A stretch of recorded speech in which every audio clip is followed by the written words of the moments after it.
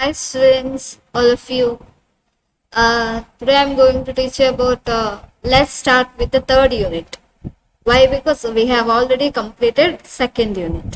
Second unit ಈಗ ಮುಗಿದಾಗಿದೆ, ಹಾಗಾಗಿ ಮೂರನೇ ಯೂನಿಟಿಗೆ ಹೋಗೋ. Third unit starts from the stress, types of stress, stresses, and pressures, conflicts, JAS syndrome, ಅಂದರೆ general adaptation Hansel theory.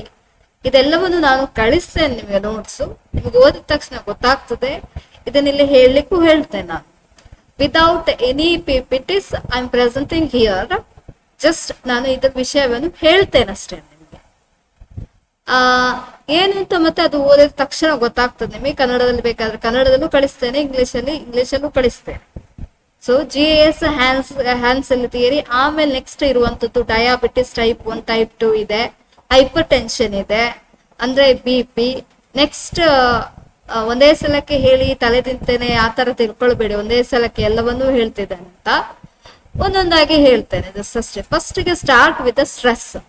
Stress ಅಂದ್ರೆ ಒತ್ತಡ ಅಂತ ನೀವು ತುಂಬಾ ತಪ್ಪಾಗಿ ತಿಳ್ಕೊಂಡಿದ್ದೀರಿ. ಸ್ಟ್ರೆಸ್ ಮೀನ್ಸ್ ಏನಿಲ್ಲ, ಇದೊಂದು ಪ್ರಚೋದನೆಗೆ ನೀವು ತೋರುವಂತ ಪ್ರತಿಕ್ರಿಯೆ. ಯಾವ್ದವರಿಗೆ ಎಕ್ಸಾಮ್ ಅಂತ ಬಂತು ಅಂತ ಇಟ್ಕೊಳ್ಳಿ, ಸಡನ್ ಆಗಿ ನೀವು ಪ್ರತಿಕ್ರಿಯೆ ತೋರಿಸ್ತೀರಿ. ಒಬ್ಬೊಬ್ಬ ವ್ಯಕ್ತಿ ತೋರಿಸುವಂತ ಪ್ರತಿಕ್ರಿಯೆ ಒಂದೊಂದು ರೀತಿ ಇರ್ತದೆ, ಮತ್ತು ಇದು ತಾತ್ಕಾಲಿಕವಾಗಿಯೂ ಇರ್ತದೆ, ಕೆಲವು ಸಲ ಶಾಶ್ವತವಾಗಿದೆ. If it is permanent, it leads to, it has a negative impact on. So, if it is not permanent, if it's temporary, it will not give a negative impact on you. It gives us just temporarily, ತಾತ್ಕಾಲಿಕವಾಗಿ ನಿಮಗೆ ಪರಿಣಾಮವನ್ನು ಮಾಡ್ತದೆ. Stress is derived from the Latin word strictus ಅಂತ ಹೇಳಿ. ಸ್ಟ್ರಿಕ್ಟಸ್ ಎಂಬ ಪದದಿಂದ ಬಂದಿದೆ. ಇದರ ಅರ್ಥ ಸ್ಟಿರ್ ಅಪ್.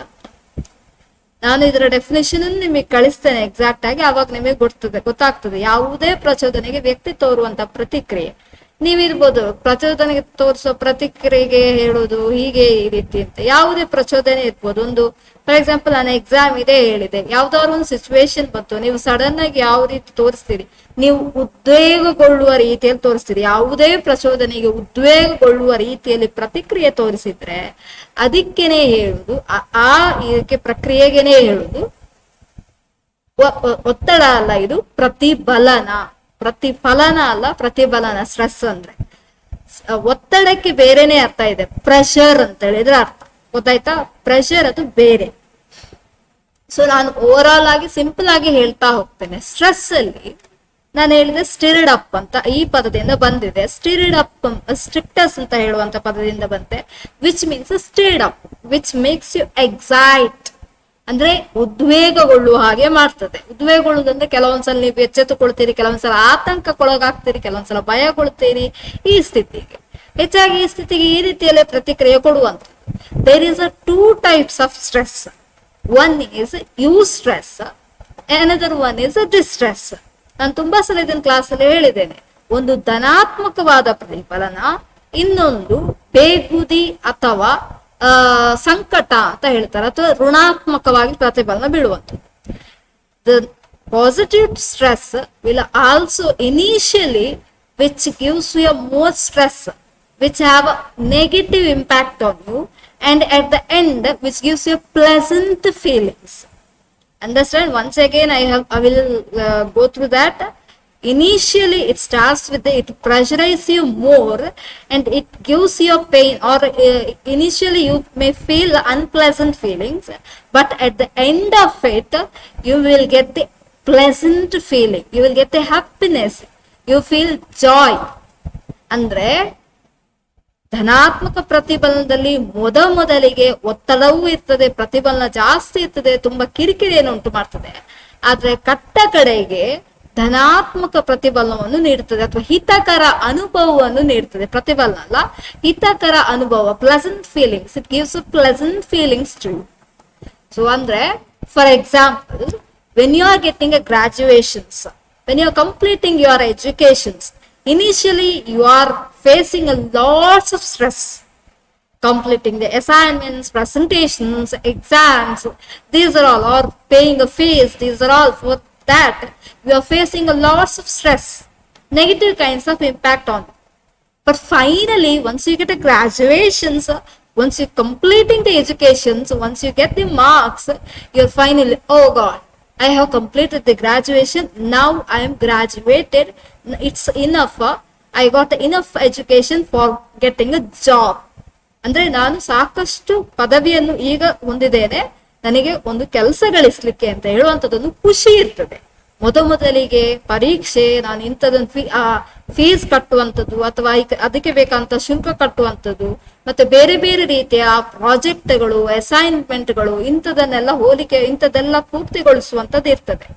ಅದು ನಿಮಗೆ ಪ್ರೆಷರೈಸ್ ಅದು ಒತ್ತಡವನ್ನು ಕೊಡ್ತದೆ. ಪ್ರತಿಫಲನ ನೆಗೆಟಿವ್, ಋಣಾತ್ಮಕವಾದಂತ ಪ್ರತಿಫಲನವನ್ನು ಉಂಟು ಮಾಡ್ತದೆ. ಆದ್ರೆ ಕಡೆಗೆ ಹಿತಕರ ಅನುಭವವನ್ನು ಕೊಡ್ತದೆ. Once you complete your graduations, you will get the certificate, convocation certificate in your hand. You are becoming so happy. Why? Because ಇಷ್ಟು ಪ್ರಯತ್ನ ಪಟ್ಟದಕ್ಕೆ, ಇಷ್ಟು ಕಷ್ಟಪಟ್ಟದಕ್ಕೆ, because of whatever the obstacles I have faces in the past, finally I got the certificate. I got the past ಅಂದ್ರೆ ಉತ್ತೀರ್ಣವಾದಂತಹ ಒಂದು ನಿಮಗೆ certificate, ಪ್ರಮಾಣ ಪತ್ರ ಸಿಗ್ತದೆ ಅಂತ ಆಗುತ್ತಾದ್ರೆ ನೀವು ಕಂಪ್ಲೀಟ್ ಗ್ರಾಜುಯೇಷನ್ ಅನ್ನು, ಪದವಿಯನ್ನು ಪೂರ್ತಿಗೊಳಿಸಿದೀರಿ ಅಂತ ಒಂದು ಸಮಾಧಾನ ಇರ್ತದೆ. That is called as a positive kinds of stress or a eustress. EUSTRESS spelling. Then I will send you. Doesn't mind that about the spelling or and all. I am explaining just now. Then another kind is there. Another examples also I will give. See, the people while giving a delivery to the baby, initially for 9 months he is facing lots of stress. Some kinds of fear also exist. And during delivery, while giving a delivery to the baby also, she is getting a pain. The lady used to get a pain, lots of pain. After giving a delivery to the baby, once he starts to see the faces of the baby, the mother will not even give a concentration to her pain, but she, while seeing the baby's face, she also starts to smile. She will get this pleasant feeling. ಮಗುವಿಗೆ ಜನನ ನೀಡುವ ಕಾಲದಲ್ಲೂ ಕೂಡ ಮೊದಲಿಗೆ ತೀರಾ ನೋವನ್ನು ಅನುಭವಿಸ್ತಾರೆ. ಆದ್ರೆ ಮಗುವಿಗೆ ಜನ್ಮ ನೀಡಿದ ನಂತರ ಆ ಮಗುವಿನಲ್ಲಿ ಇರುವಂತಹ ಮುಗುಳ್ನಗೆ ಅಥವಾ ಮಗುವಿನಲ್ಲಿ ಕಂಡಂತ ಮುಗುಳ್ನಗೆ ಮಗುವಿಗೆ ಪ್ರಥಮವಾಗಿ ಬೀರುವುದಿಲ್ಲ. In the initial stage itself, the baby will not give a smile. So while seeing the baby's face itself, the mother starts to forget all her pains. So ಒಂದು ಸಲ ಮಗುವಿಗೆ ಜನನ ನೀಡಿದ ಮೇಲೆ ಆಕೆ ನೋವು ಏನೂ ಅಲ್ಲದಂತೆ ಇರ್ತದೆ. ಸೊ ಅಂತ ಹಿತಕರ ಅನುಭವವನ್ನು ಕೊಡ್ತದೆ. ಇದೆಲ್ಲವೂ ಯು ಸ್ಟ್ರೆಸ್ಗೆ ಬರ್ತದೆ. ಅರ್ಥ ಆಯ್ತಲ್ವ? ಈಗ ಫಾರ್ ಎಕ್ಸಾಂಪಲ್ ನೀವು ಎಕ್ಸಾಮ್ ಬರೀಬೇಕಾದ್ರೆ ಸ್ಟಾರ್ಟಿಂಗ್ ಅಲ್ಲಿ you are facing lots of frustrations, lots of irritations. At the end of the exams you are, oh god, I have finished my exam, I got a first class marks ಅಂತ ನಿಮಗೊಂದು ಖುಷಿ ಆಗ್ತದೆ. ಮೊದಲಿಗೆ ನೀವು ತುಂಬಾ ಕಷ್ಟವನ್ನು ಅನುಭವಿಸ್ತೀರಿ. Then one more thing, that the second is distress. ಇದು ಬೇಗುದಿ ಅಥವಾ ಅಹಿತಕರವಾದಂತ ಪ್ರತಿಫಲನ. From the initial till the end, the person feeling frustrations, and at the end he feel unpleasant feelings. It gives unpleasant feelings. That is called as a that's the reason why that is called as a distress. Why? Because it's a negative kinds of stressing. ಇದು ಋಣಾತ್ಮಕವಾದ ಪ್ರತಿಫಲನ. ಋಣಾತ್ಮಕ ಪ್ರತಿಫಲನದಲ್ಲಿ ನೋಡಿ, ಇದು ಮೊದಲಿಂದ ಹಿಡಿದು ಕೊನೆಯ ಹಂತದವರೆಗೂ ಅಹಿತಕರ ಅನುಭವವನ್ನೇ ಕೊಡ್ತದೆ. For example, a death of loved ones, or a business loss, or death of a family member, death of a breadwinner, or a heavy loss, or failing in the exams. These are all causes negative stress. Completely the person may feel mentally disturbances at the end, or person may get the mental disorders. That is also a reason. So ಇದು negative ಪ್ರತಿಫಲನ ಯಾವುದು ಅಂತ ಹೇಳಿದ್ರೆ, ಋಣಾತ್ಮಕವಾದ್ದು ಬೇಗುದಿ ಅಥವಾ ಸಂಕಟ ಅಂತ ಹೇಳಿದ್ರೆ, ಬೆಂಕಿ ರೀತಿಯಲ್ಲಿ ಬೇಗುದಿ ನೋಡಿ, ಆ ರೀತಿಯಲ್ಲಿ ಅಂದ್ರೆ ಅನುಭವಿಸ, they are feeling depression also. ಖಿನ್ನತೆಯನ್ನು ಕೂಡ ಅನುಭವಿಸುವಂತ ಸಾಧ್ಯತೆ ಇದೆ ಈ ಬೇಗುದಿ.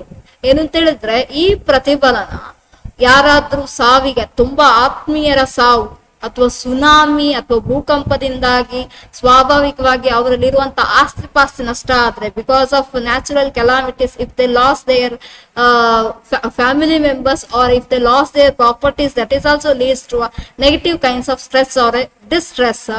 ಒಂದು ವೇಳೆ ಅವರು ಸುನಾಮಿ ಅಥವಾ ಭೂಕಂಪದಂತಹ ಪ್ರಕೃತಿ ವಿಕೋಪದಿಂದಾಗಿ ಅವರಿಗೆ ಬೇಕಾದಂತಹ ಆತ್ಮೀಯರ ಸಾವು ಅಥವಾ ಅವರ ಆಸ್ತಿಯನ್ನು ಕಳೆದುಕೊಂಡರೆ ಅದರಿಂದ ಆಗುವಂತ ನೋವು, ಅಥವಾ ಬಿಸ್ನೆಸ್ ಲಾಸ್, ವ್ಯವಹಾರಿಕವಾಗಿ ವಿಪರೀತ ನಷ್ಟ ಉಂಟಾದ್ರೆ ಇದೆಲ್ಲವೂ ಕೂಡ ಬೇಗುದಿ ಉಂಟು ಮಾಡ್ತದೆ. So this leads to depression may in turn leads to suicide. Sometimes ಖಿನ್ನತೆಗೊಳಗಾಗಿ ವ್ಯಕ್ತಿ ಆತ್ಮಹತ್ಯೆ ಮಾಡಿಕೊಳ್ಳುವಂತ ಸಾಧ್ಯತೆಯೂ ಇದೆ. ಇದನ್ನೇ ಹೇಳುದು negative stress. So stress is sometimes good, has a good effect on us. Sometimes it has a bad effect on us. ಆದ್ರಿಂದಾಗಿ ಸ್ಟ್ರೆಸ್ಸಿಗೆ ಎರಡು ಮುಖ ಇದೆ. ಒಂದು ನಮ್ಮ ಮೇಲೆ ಧನಾತ್ಮಕವಾದ ಪ್ರತಿಫಲನವನ್ನು ಬೀರ್ತದೆ, ಇನ್ನೊಂದು ನಮ್ಮ ಮೇಲೆ ಋಣಾತ್ಮಕವಾದಂತ ಪ್ರತಿಫಲನವನ್ನು ಬೀರ್ತದೆ. ನೆನಪಿರ್ಲಿ. Then stress is completely over. ಈಗ ಸ್ಟ್ರೆಸ್ಸಸ್ ಅಂತ ಬೇಕಲ್ವಾ? Stresses, stresses are nothing but which causes us, which gives stress to us, the things which gives stress to us. ಯಾವುದೇ ಒಂದು ವಸ್ತು, any situation R any things are any person which threatens us is called as stresses.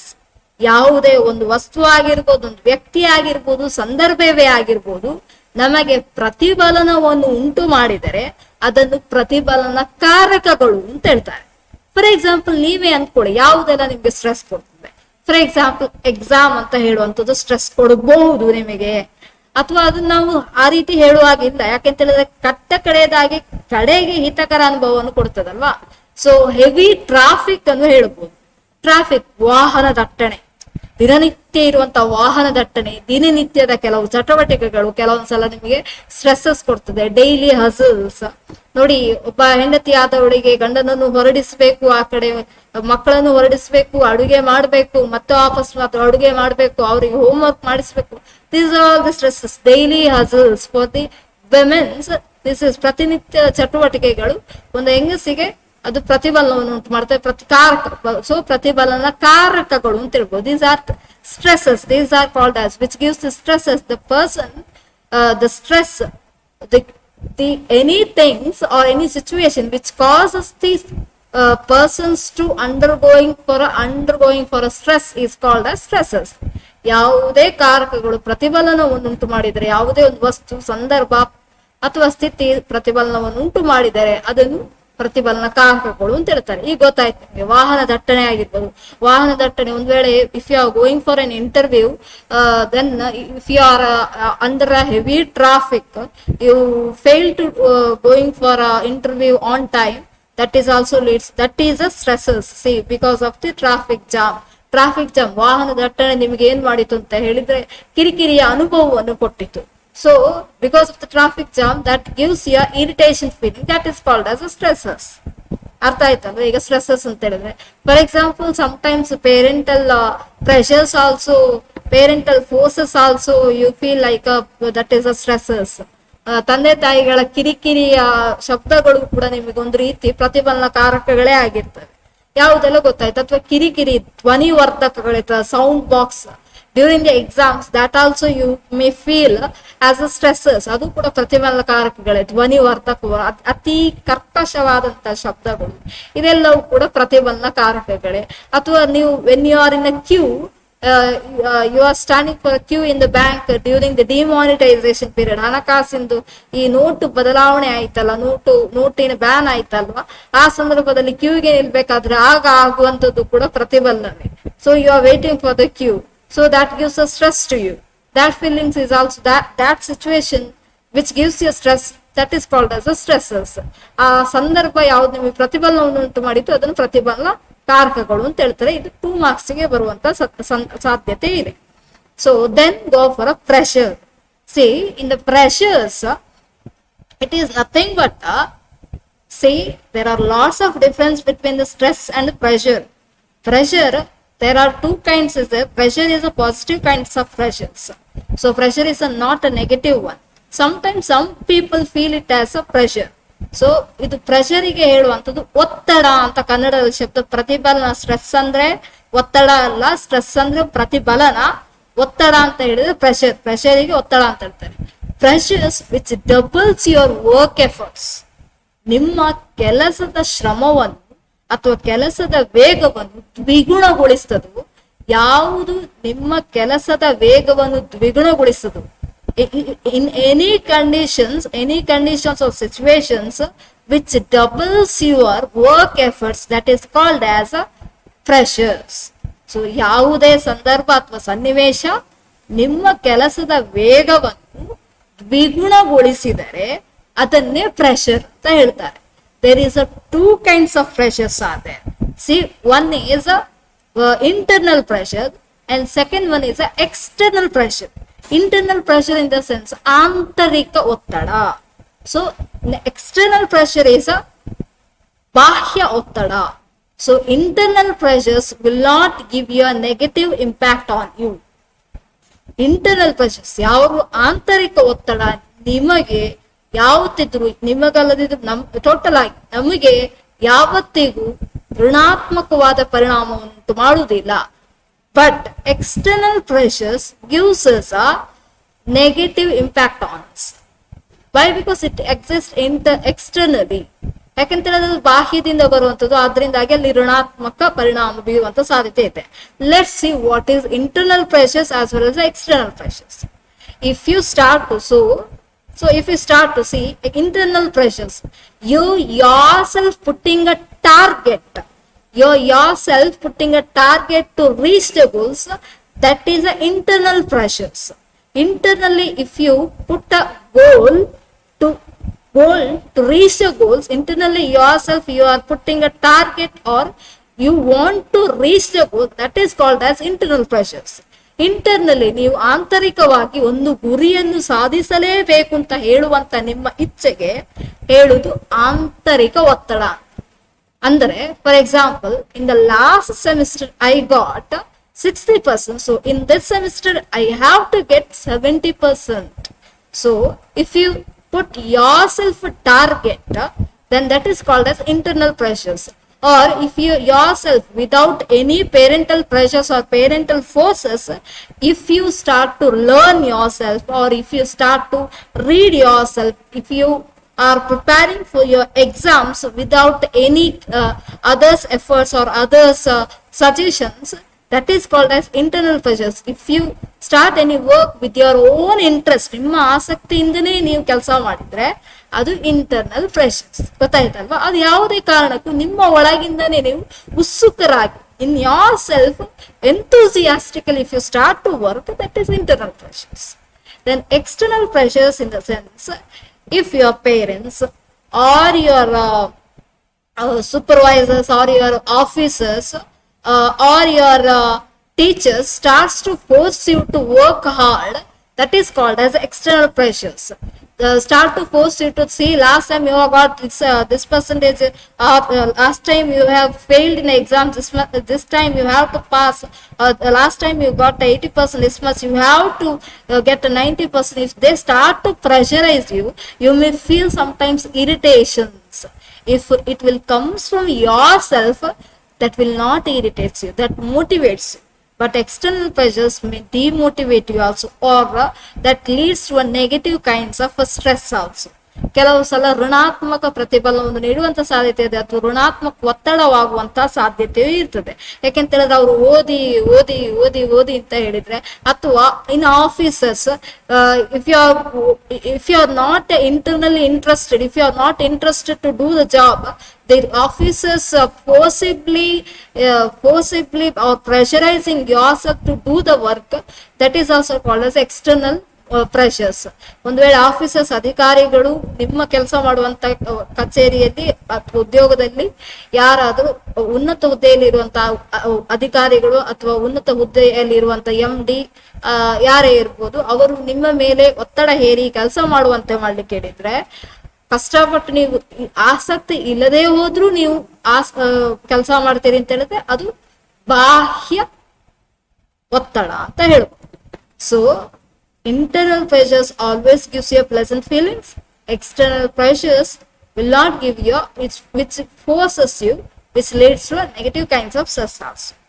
So pressure is over now. So one more thing is, then in the next session I will go through the conflict and types of conflict. I will stop by here itself, this much. And conflict is an so interesting topic.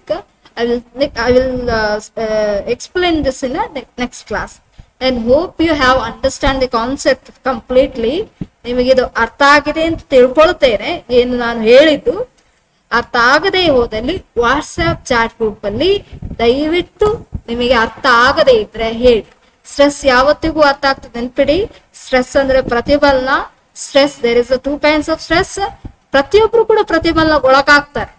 ಯಾರು ಕೂಡ ಅಷ್ಟೇ, ಈಗ ನಮಗೂ ಕೂಡ ಅಷ್ಟೇ. For example, ಈ ಸಂಘ ಸಂಸ್ಥೆಯಲ್ಲಿ ಕೆಲಸ ಮಾಡುವಂತ ಎಂತ ದೊಡ್ಡ ಹುದ್ದೆಯಲ್ಲಿ, those who are in higher position also, all the peoples are, all the human beings are undergoing for a stress, but only few people, they are reacting negatively, so they are feeling stress, distress, or a highly stressful situation, highly stressful. So that will threatens their health also, that will impact on their health in a negative negative impact on their health. ಕೆಲವು ಸಲ ಪ್ರತಿಫಲನಕ್ಕೆ ಅವರು ತೋರುವಂತ ಪ್ರತಿಕ್ರಿಯೆ ಋಣಾತ್ಮಕವಾಗಿದ್ರೆ ಅದು ಅವರ ಆರೋಗ್ಯದ ಮೇಲೆ ಕೆಟ್ಟ ಪರಿಣಾಮವನ್ನು ಉಂಟು ಮಾಡುವ ಸಾಧ್ಯತೆ ಇದೆ. ಆಲ್ ದಿ ಪೀಪಲ್ಸ್, ಪ್ರತಿಯೊಬ್ಬ ವ್ಯಕ್ತಿಯು ಕೂಡ ಪ್ರತಿಫಲನಕ್ಕೆ ಒಳಗಾಗೇ ಆಗ್ತಾರೆ. ಅವರು ಪ್ರತಿಕ್ರಿಯಿಸುವ ರೀತಿಯ ಮೇಲೆ ಅವರ ಆರೋಗ್ಯ ನಿಂತಿದೆ. ಇಫ್ ದೇ ಆರ್, ಒಂದು ವೇಳೆ ಅವರು if they are negatively negatively reacting to the stress, that will have a negative impact on their stress. ಅವರು ಒಂದು ವೇಳೆ ಋಣಾತ್ಮಕವಾಗಿ ಪ್ರತಿಕ್ರಿಯಿಸಿದ್ರೆ ಅದು ಋಣಾತ್ಮಕವಾಗಿ ಅವರ ಆರೋಗ್ಯದ ಮೇಲೆ ಪರಿಣಾಮ ಬೀರ್ತದೆ. ಇದಿಷ್ಟು ಸ್ಟ್ರೆಸ್ ಆಯ್ತು. ಸ್ಟ್ರೆಸ್ ನ ಟೈಪ್ಸ್, ಯೂಸ್ಟ್ರೆಸ್ ಅಂಡ್ ಡಿಸ್ಟ್ರೆಸ್ ಹೇಳಿದೆ. ಆಮೇಲೆ ಪ್ರೆಷರ್ ಇದ್ರ ಬಗ್ಗೆ ಹೇಳಿದೆ. ಪ್ರೆಷರ್ ಮತ್ತು ಸ್ಟ್ರೆಸ್ ಹೇಗೆ ಡಿಫ್ರೆನ್ಸ್ ಅಂತಾನು ಹೇಳಿದೆ ನಾನು, ಡಿಫ್ರೆಂಟ್ ಇದೆ ಅಂತಾನು. ಸೊ ಇದರ ಬಗ್ಗೆ ತಿಳ್ಕೊಂಡೆವು. In the next class I will teach you about the conflicts. There are 3 types of conflicts. So hope you have understood. I will stop my presentation by here itself. I will give you materials through the WhatsApp itself. I will send you the materials. Thank you for all. Hope you have understood.